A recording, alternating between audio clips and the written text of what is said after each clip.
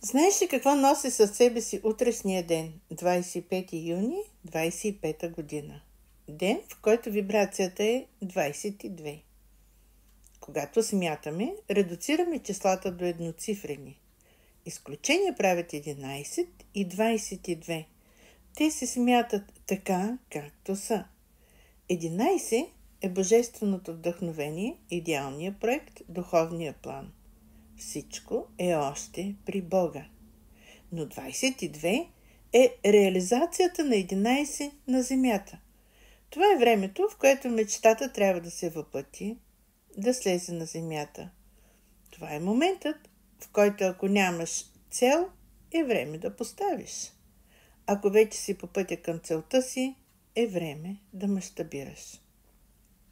След енергийното пречистване на Енев ден, утре е деня, в който можеш да започнеш на чисто, да откриеш нов проект, да направиш първата стъпка към идея, която отдавна те вика, да кажеш, вече съм готов.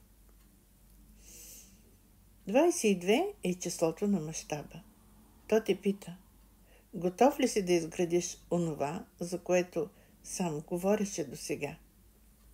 И дори ако не знаеш откъде да започнеш, просто седни и напиши името на онова, което иска да се роди.